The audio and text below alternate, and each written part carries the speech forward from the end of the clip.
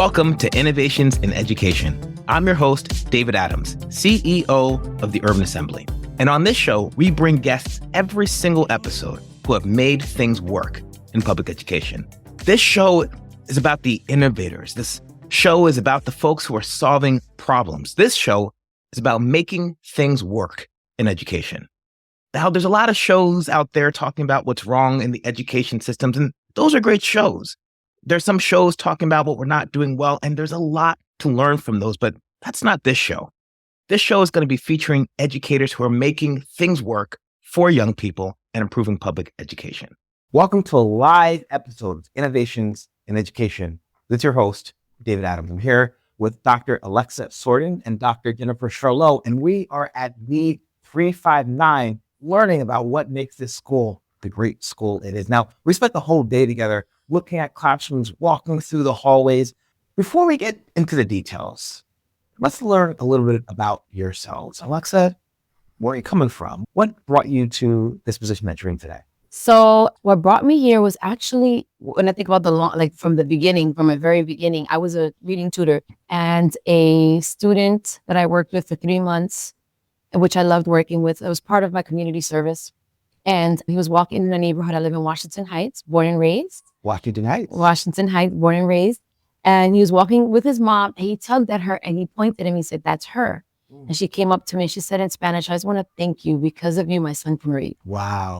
And that was the moment when I said I have to do something that leaves an impact that is so gratifying and rewarding. And I decided to pursue teaching as a career.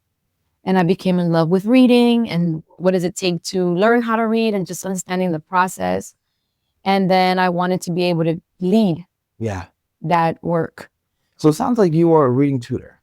And in a moment of kind of insight, a young man looked at you and said, "This is the person." And you really started to understand the power of adults to really unlock the ability of young people to read. Did I get that right? You got that right.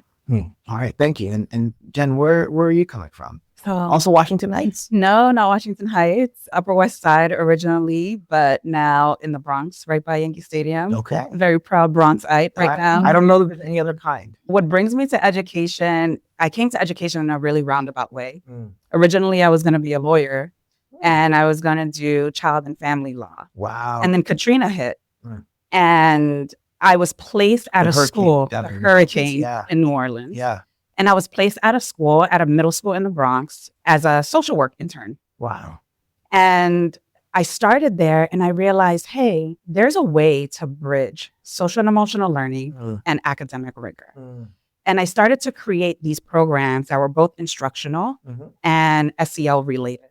And I saw students jump from traditional track education to honors track because I was in a track school at that time. Wow. And I was like, oh, I have a gift here. I need to pursue education instead of law. Yeah. And that's how I entered education. Wow. Wow. So both of you really were able to see the impact of your work on real children that really inspired you to create things. Yeah. Tell me a little about your relationship. You are the principal of the school. Yes. Yeah. And you're the AP. Oh, everybody always thinks I'm an AP. She's my work wife. I am a managing partner at an organization called Transcend. I see. Okay. Transcend works across the country to partner with communities to redesign their learning environment. Okay. So I met Alexa about 5 years ago now in that capacity. And who asked you out? I asked her out. I was like, "Oh, you kind of cute. You want to come out?" In some ways, that's kind of how it happened. Yeah. Funders sent me to her school at the time, which was closer to Yankee Stadium. And they said, "Hey, you need to go see the school. That's amazing." And I was like, "Oh my God, I've been to so many schools already. There's nothing I'm going to see, especially in New York City, especially in the Bronx. Block, It's not going to impress me." Okay. Yeah. I walked in and what I saw was this beautiful marriage between joy and rigor. And I sat down with her at the end of the day and I was just like, "Hey, this is brilliant. There's so much coherence. Kids are doing well. They're happy. And they're like deeply learning. Where do you want to go next? Like, what's the next spot?" And she says, "Hey, I want my kids to have purpose and I want them to do really meaningful things in the world." And after that, we went out to dinner and over some drinks, we just started brainstorming some things. And this idea of redesigning the next phase of what the school was going to look like was the burgeoning conversation that happened at that time. Amazing. So you had this school, you had this idea, you guys worked it together. Let's talk about Lead 359. What is the school's philosophy? What problem does it exist to solve? What are the kids like? We did some walking through a little bit earlier. I saw some practices in terms of groups and core reading, but let's hear it from you, Alexa. What is the school designed to solve for? Lead. So the name is Leaders of Excellence, Advocacy, and Discovery. And when we think about what is that, it's grounded on how are we creating advocates for our community, for ourselves globally? How are we creating curriculum that allows students to discover new learning, things that they may be passionate about, giving them exposure to potential careers they never dreamt of. And excellence, we're always grounded on that. So everything we do, we want to do it with excellence, with pride, with intentionality. And those are the children that we work with. When I think about the children, those are the children. They advocate about everything and they expect me to be quick about it. But I'm proud of them when they come up to me and they say, hey, my name wasn't on the list, or I signed up for that. Why wasn't I selected? I'm like, I want you to hear your voice and I want you to know that you have a place here, that our main purpose as a group is to serve you and to create conditions where you see yourself shine, you see yourself just soar. You discover something within you that you didn't know existed.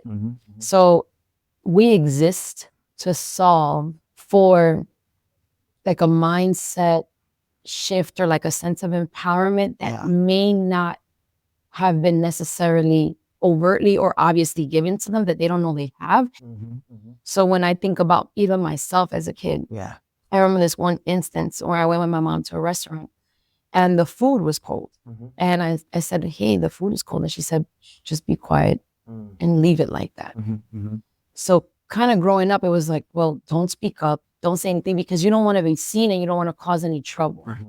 But her experience as an immigrant in this country trained her to do that, right? So she felt like you have to be quiet, don't be seen, don't rock the boat, don't say anything. So something as simple as my food is cold, I can't say. So that did transfer over to me. And I would stay quiet in many places. And being outspoken doesn't mean I'm a troublemaker. It just means that I'm advocating for what I know I'm entitled for. So I want my kids from the age of 3, when they get to me, to be able to say, I don't like this, or I want this, or I need this. So I think when I think about what I'm trying to solve for, it's kind of like a world where they see themselves as leaders, where they see themselves as able to speak up for their needs and know that that's okay. I heard you say they come to you at 3. Is it a K-5? Is it a 3K-5? Tell me a little bit more about the structure of the school. And how often do 3-year-olds advocate for them? All the time. They're in competition with my middle school. So it's like, whoa. So we have a 3K program. And many of them are with us from 3K to what will be 8th grade. We're currently 7th, but our 7th graders will become our 8th graders. So you're a growing school. Growing school. And how old is the school as a concept? So as a concept, it opened in 2013 as Concourse Village Elementary School. And we were on the concourse and we were up to 5th grade. So hence the name. And right on the nose. Yes. We're on Concourse Village. We're in elementary school, Concourse Village Elementary School. So I love CVES. I thought it was cute, what have you. So when our parents that were with us for many years, they would be very sad when 5th grade would come. And we're like, oh, or they would leave us in 5th grade. They would leave us going into 5th grade because many charter schools started in 5th grade. I see. So then when I was saying what's going on, I thought things were great. They were like, well, we love it here, but we are skeptical about the middle schools. And so we're exiting now. So with that said, through a lot of parent support, we were able to expand the middle school to give parents what they asked for. So now we get to keep the children to grade 8, and then that allowed us to come to a new school building. And then we needed to change the name because we were no longer elementary school, and we were also in the revamping stage. Wonderful. Now, I get the sense that you said the school is organized around ideas of advocacy, ideas of leadership and empowerment. That all sounds kind of fluffy. How are students performing in the school? How do you translate these ideas into things that we really care about in education, which is test scores? Oh, yeah.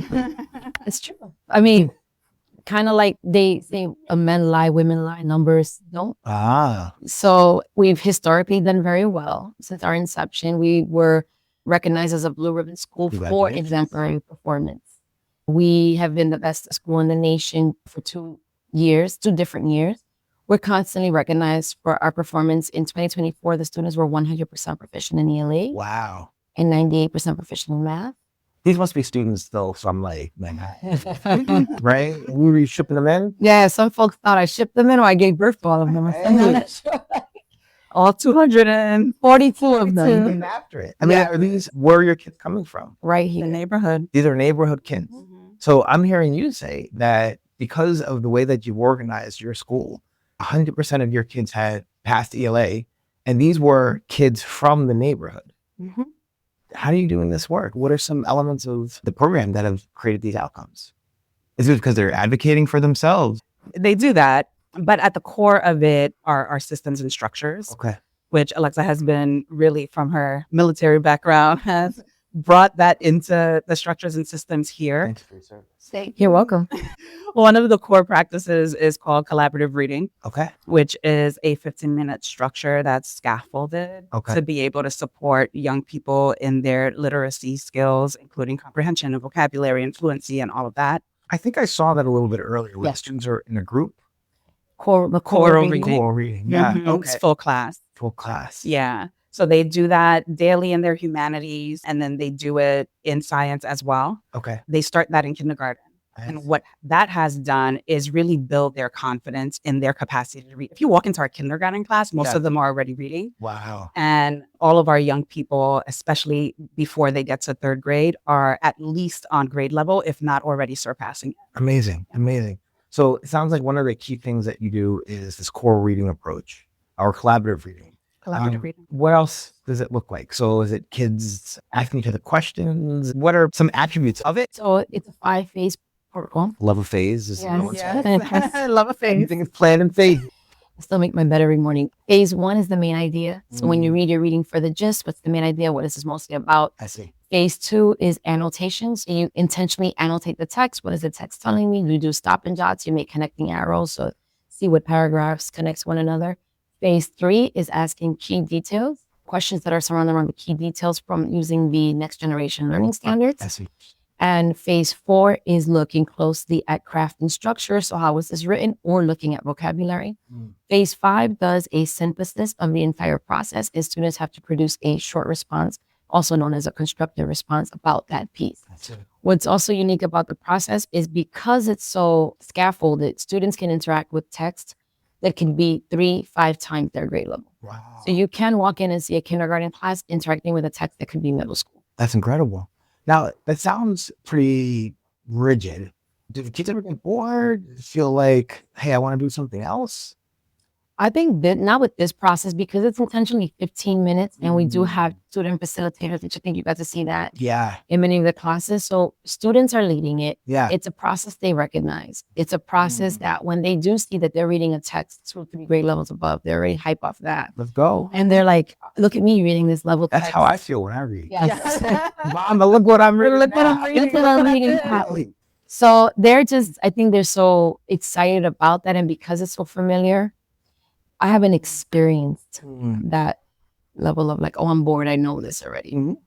The other thing I'll say is they use that text in order to get information that they later then have to apply in some way. Okay. Right. So whether or not they are reading a longer novel and the collaborative reading is an excerpt from that novel. Yeah. So they're processing that in order to be able to understand this longer text. Okay. Or in science, they're getting all the information that they need in order to solve a real world problem that's application based. And so they really do see the value of it because it's the thing that's giving them the base knowledge that they need to be able to do other things later on.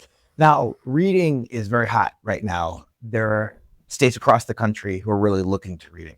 From your perspective, what have you guys done differently that has allowed you to actually execute on this vision of every learner being able to read on grade level by the time they leave your school? What may schools learn about how you think about maybe time or incentive structures or your resources? Because You guys are operating within the same DOE 6 hours and 37 minutes. 6 hours and 20. 6 hours and 20? I could use more time. So tell me, like, what have you guys been doing right? What is the special sauce that other folks can pick up from? For sure, it's collaborative reading. And collaborative reading approach, I guess it has complex text grounded on content that then they're using in their class. So for example, the first grade is currently researching the rainforest. That is their literacy module. Their text is about that. So they have a text that connects to that. So that's why you're able to later apply that in your same class. So everything's connected. So there's a relationship between the text that they're reading and the subjects that they're participating in. At all times. Probably like a planning conundrum. How do you organize collaborative planning time to execute on that? We're departmentalized as well. Okay. So I also think when I think about the things that make it work. Yes. Okay. Beginning in kindergarten. Okay. So they are departmentalized from K to 7. And that also allows teachers to develop an expertise in that area. But our math teachers also teach reading. I see. And so everyone knows that they are responsible for developing readers and writers and thinkers in their classroom, regardless of content. So in terms of the planning piece, we have a humanities department that plans from K to 7. Okay. So within that department, that's the department that I lead, we have already a lot of material. Wait a second. I'm doing it all. Like I'll model in the class, I write the curriculum. Yeah. I work alongside teachers, but I now have a team that I've been able to train. So now they're able to contribute. Okay. But initially when we started, I was leading all of it, but now we have folks that have experience and they help to contribute to the planning. Okay. One of the things that you talked about earlier is like, what do we do with time? What can other people learn? This idea of prescribing this 15 minutes that's coherent and consistent across the board really matters. I see. One, teachers really get used to the craft and they start to get better at, how do you teach a young person to identify the main idea? Sometimes that takes time. How do you probe them when you're doing open-ended questions? And so having that focused time is really critical. It sounds like by being consistent, you're able to really develop the skills that matter for student learning. Yes. All right. So I assume every semester you shift up your structures and it's a new way of learning every time a new book drops. No. We stick to the thing. We stick to the thing. All about exploiting your best practice. So how, because I think that's the real thing. It's not always easy to be consistent. So tell me a little bit about, without any revealing any trade secrets, in New York City public schools, there is considerable deference to teacher approaches to pedagogy in terms of lesson planning, things like that. How do you set up structures that support teacher buy-in to this consistency? What are some things that we can learn from that approach? Something that's very important is clarity. And so even if you look at Hattie's effect size, they talk about teacher clarity, but I'm looking at leadership clarity. The meta-analysis around effects of teaching. Yes. So thinking like, how clear am I in terms of delivering the message for what instruction at need looks like? Right. So when I am working with teachers, and especially brand new teachers, it's just a matter of like, we first have to give you everything that we know has been effective. So it goes as far as giving you the slideshow, giving you the handout, because what I need for you now is to see the practice implemented. And I think what naturally happens in terms of that buy-in is that when they see children succeeding with them, and they automatically are like, well, this works. And you can't dispute it. What kind of ways do you amplify student success in ways that help teachers see the efficacy of the practices? What's that feedback loop talking about, Hattie, right? Like that, like it's from student success to teacher practice, to teacher efficacy, to consistency, back to student success. I think once the teacher sees their level of independence, that they're able to see, I don't know if you remember seeing in one of the classroom, the learning plans, that with the 3 different colors. Yeah. So when you think about those learning plans, that was, so think you like, did anything change? Is anything new? Like, when now there's a new semester, what do you add on? That actually was born from a student advocating for more choice. So teachers were able to say like, well, the children are independent. They are reading proficient. They're also very well behaved. Like you have everything working well. Why are we not letting go more? So when we had to have a meeting with children and say like, what are the things that you're looking for as a learner? What are things? Well, I like independent time, and I do like partner time, and I do like project. When it came to the classroom, students were moving freely across the classrooms. They were talking to other students. They were picking up the instructional materials. They knew what they were doing and why they were doing. It wasn't a heavily controlled classroom. By control, I mean coercion controlled. Students are, if you talk about joy, students are moving and grooving and interacting with each other. Because they know the routines. There are enough structures and systems set in place. When you walk into any of our classrooms, you see the way all of the materials are organized. That's intentional so that they know where to get the things that they need at the time that they need it. So that's how come you can see that level of freedom in the class. There are often times where I feel like when we're working with teachers, it's not always obvious that freedom is a positive thing for students because I got my pacing guide, I have to hit my standards, I need the learning objective to be executed. How does that mentality, how do you work with that mentality at LEAD to create some of this independence for your students? So the beautiful thing is that we write our own curriculum. And if we invest time just looking at, if we look at the literacy standards, they're repetitive. It's not going to change regardless. We're always doing main idea. You're always looking at how characters are behaving in a story. It's very repetitive. So there is a lot of space for us to not be locked into a calendar where we are really caring about students acquiring skills that will set them up to be successful later on. So that idea of thinking, managing your time, being a curator, being able to look at data, being able to have time to synthesize. We're not in a rush because it's where we understand that it's cyclical and it's going to keep coming up. Math, we do have more of a structure because there is a pacing, because you have a certain set of math skills or standards that you have to cover, but we always spiral back. In our school, we know that spiraling is very important. Yes. Yeah. So I think just the feel of the building is more on quality versus quantity. And I don't need a 20 test item to know what you know. I can ask you that in 5. So we're able to get a lot of data quickly and adjust on a day-to-day basis. Thank you. Some of what you're getting at is really about identity, right? Like teachers want to control because their identity is tied to them delivering instruction because that's how they were taught. That's my degree. That's my degree. That's my professional identity. And when we start working with teachers to release control, they feel like they're losing a part of themselves. And so they have to rediscover who they are without having to, say and do everything. And so some of the things that we do is we put research in front of them and we say, hey, you're talking 80% of the time. Who's doing the thinking in this classroom? Is it you or is it the young person? Go talk to them. Can they answer this question? If they can't, that's because you've spent the entire time talking. I hear that. Right. Yeah.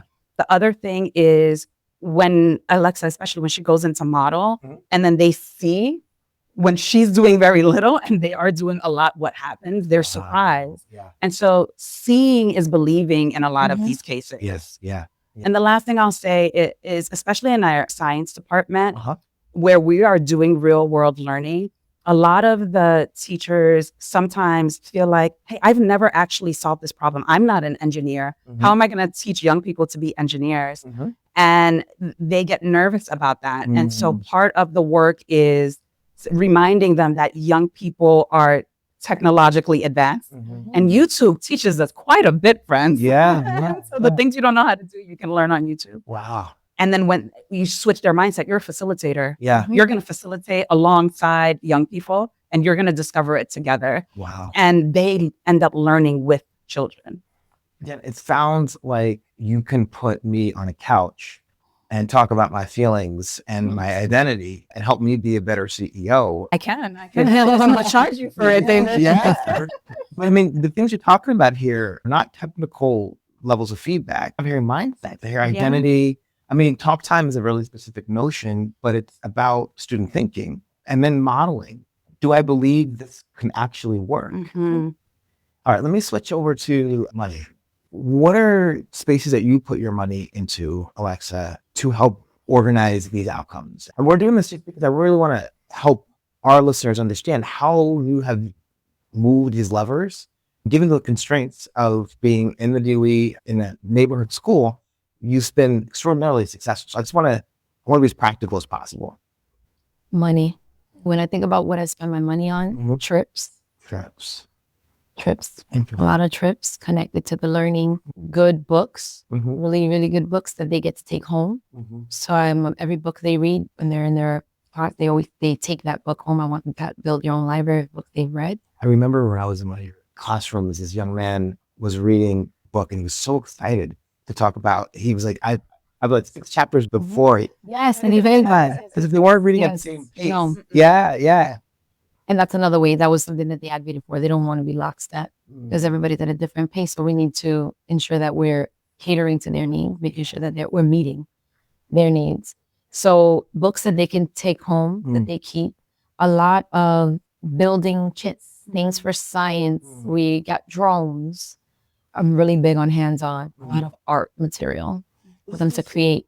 I expected you to say intervention material and perception. And perception is after school kind of opportunities for staff. But I'm hearing you talk about art. I'm hearing you talk about identity. I'm hearing you talk about violin lessons, piano lessons. This doesn't seem like the formula that I was taught in terms of driving student excellence. What were you taught, David? More. More of the same. More. Just do more. Just do more. Just grind it out. Yeah. Okay. All right. So we have these ideas of resources that you're putting forth that really, what I heard is a book that you could take home. Because I'm hearing you say that there's an ownership. When there's an identity of like, I'm taking this home, there's a sense of responsibility. It doesn't belong to the school, it belongs to me, which is something I heard was important to you. I heard you talk about trips, which expand our young people's vision of who they could be and should be. I heard you talk about art and lessons. I mean, a little bit more about the role art plays. Oh, art is very important in our school community. And our art educator, she's amazing. She plans alongside the humanities team. So when they were reading Tiger Rising, her whole art module was on symbolism. So that's something that comes up. When the 4th graders also in math, they're learning angles. That's her artwork, angles. And where do you find angles and creating artwork that resembles that? Okay. She also did the social media campaign. Yeah. So she's now transitioning to doing real world learning as well. And so one of the projects that she did in the fall was around helping the school redo their social media approach. And she used a lot of the art principles to be able to teach young people, how do you use art for marketing, for campaigning, and then let's apply it to our school so that we can increase enrollment and, you know, teachers that come to the school and visitors, etc. I keep going back to this notion of coherence. Yes, it's a big theme here. We're doing things in relationship with each other Yeah. and against a common theme. Correct. How do you organize your schedule and your time to support that coherence? Your teacher schedules, I know you talked about departmentalization. What are those structures? So I designed the schedules for the entire school. Got it. And every teacher gets a minute by minute. And it's that exactly what I'm describing, a minute by minute schedule for what's happening when you're in front of kids. Got it. So we break down, if you have them for 60 minutes, this is what it looks like. If you have them for 90, if you have them for 45, this is what it looks like. Right. And then when we're planning alongside our specialist, which is our art specialist and our computer science specialist and our physical education specialist, then what roles are you playing to support what's happening in the classroom so that everything is connected at all times. Okay. All right. As we're innovating, there are instructional experiences that young people go through that tend to require more time. Okay. And Alexa's really great about, you know, people always say, hey, you're in the DOE, you can't really change the schedule. You can't have 90-minute blocks or 3-hour blocks or whatever. And she's really great at saying, hey, you guys are about to do an engineering process right now. So we're going to adjust your schedule. So you will have a 3-hour block for this moment in time so that you can spend the right amount of time and energy doing the work that is required for your learning. Deep work. I'm curious, going back to this idea of how information about students is shared across teachers and to students themselves. Because I remember when we were going through this walk, I felt like students had individual learning guides. Right? Tell me a little bit more about how you capture information about students and then communicate that to your staff and to students themselves. So teachers are constantly getting information from children every single day. Your typical formative assessments that would happen, they call them check-ins, check-outs. We do that. We do pre-assessments, post-assessments, the traditional kind of assessments that would happen. Mhm. There's a lot of qualitative data that's also gathered where we're looking at engagement in the classroom. We're looking at who's speaking. We're looking at who's spending more time in what. And who's doing that? Myself and the teachers. Okay. So we do it together. Got it. I have intentional walkthroughs when I want to do that. Uh-huh. And where they're probably doing it constantly because they're with the children. And so the data is kept in an Excel sheet that we all have access to. So that's one way. And this is engagement data. This is pre-post test summative data. What's the Excel spreadsheet of fate, which I would imagine it's got like 55 columns. I think I have a little bit of everything because you have like, where are they as writers? Where are they as readers? How are they scoring on multiple choice? How are they scoring on constructive response? I just want to highlight the way you talked about this. It's not what was their reading level or what was their writing score. Is where are they as readers? Where are they as writers? Going back to that notion of identity. And that was very important to us because when you think about, I don't know, that where maybe you think they should be, then you may be limiting them as well. So that was a conversation of like, so something says kindergarten readers should read at this level at this time, but what if they're ahead by 2 years? So you can't, you just have to create space for where are they at this time. So we have that data in place. And then students also give feedback of where they are.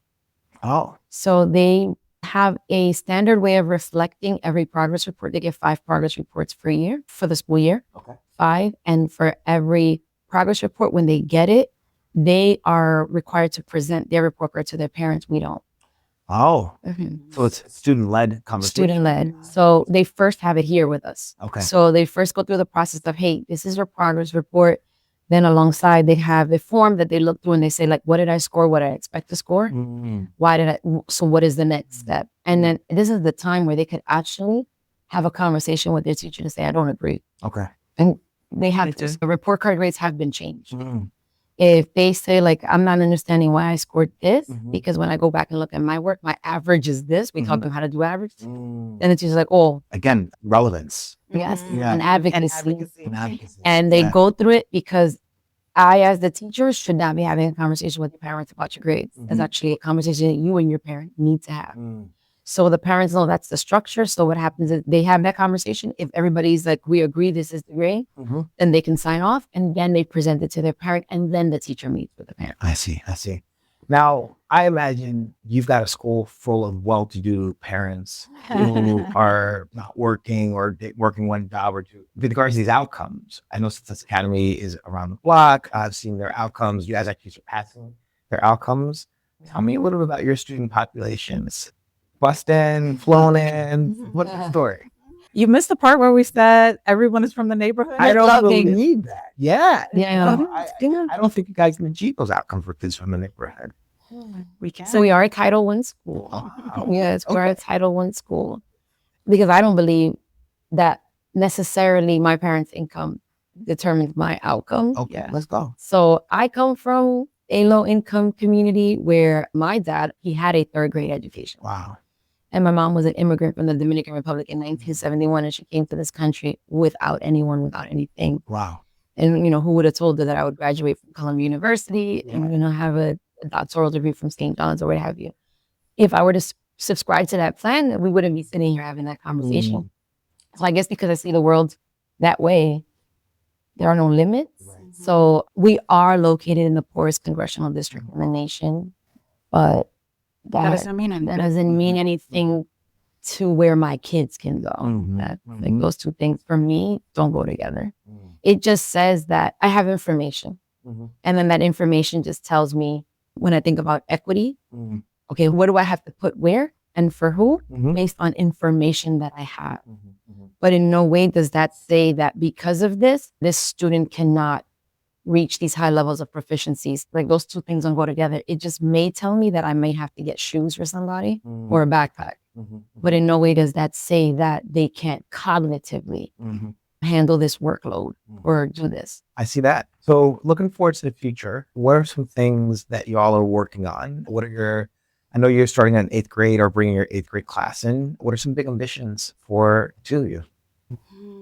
There are so many. Coming up next, like immediately, is that we're expanding to be the Bronx Arts / STEAM hub. Oh. Yeah, so we're going to be retrofitting the space upstairs in order to have different studios. So visual arts, media, and communication and entertainment. To kind of encompass what the Bronx is. So I'm thinking about like what y'all love the Bronx, huh? Yes, we got to, we got to up the Bronx. So developing a podcasting and live streaming studio, getting an actual recording studio. We talked about a lot of things. We talked about how students and your belief in students really matters in terms of what they're able to do. I heard you talk about identity. I heard you talk about structure and clarity. I heard you talk about how we use time to solve problems. I heard you talk about what it means to put students in collaboration and give them the kind of freedom that allows them to believe in what they're able to do, and also support our educators in believing that as well. What is the one takeaway educator listening to the show you want them to think about in terms of their own practice vis-a-vis supporting young people's outcomes? And I don't want to miss the fact that we also talk about social emotional learning and development, very important. But what's one takeaway that an educator can think about in terms of doing the work? The first thing that came to my mind as you were talking was to release fear. And when you release fear, beautiful things will happen in your classroom. I appreciate that. One takeaway, going back to clarity, and then thinking about how that drives your vision, mission, your purpose, thinking about your purpose, thinking about your vision, and then being very clear for all to understand what that looks like in action. You have to be able to map that out. I'm always saying, what does it look like, sound like, and feel like to be a student here, to be a parent here, to be a teacher here, and be able to break that down. So when I think about one thing is be very clear on it so that you're not swayed and you're not changing constantly. You know exactly what great practice looks like. And you can, and I used the word exploit earlier because that's a business word where they say exploit something that you do very well and then explore like where you want to go off to next. So I invest a lot of time in exploiting what we do very well so that we can continue to have success. And I know you said one thing, but you got to love what you do. You have to have love. You have to have love for this work because it will take everything from you some days. You know, it will come into your home. You'll be exhausted. But you got to love it enough that you get up again. And there's days that you get beat down by the people sometimes that you're trying to help. And you're just like, oh my God, like I'm really hustling out here, trying to make this happen for us, for our community. And some days you feel defeated, but you got to love it enough that you come back to it. Amen. Well, listen, I'm here with Dr. Alexa Sorden and Dr. Jennifer Charlot. Been here at Lead 359 in the Bronx. It's been wonderful to talk to you guys. Congratulations on the wonderful work that you're doing. And my hope that we can expand some of these practices across New York City and beyond. Thank you. Thank you. Thanks for listening to our latest episode of Innovations in Education, where we bring education leaders who have made things work in the education sector. If you like this episode, please subscribe so that you can hear more great content around innovations in education. I've been your host, David Adams, and have a great day.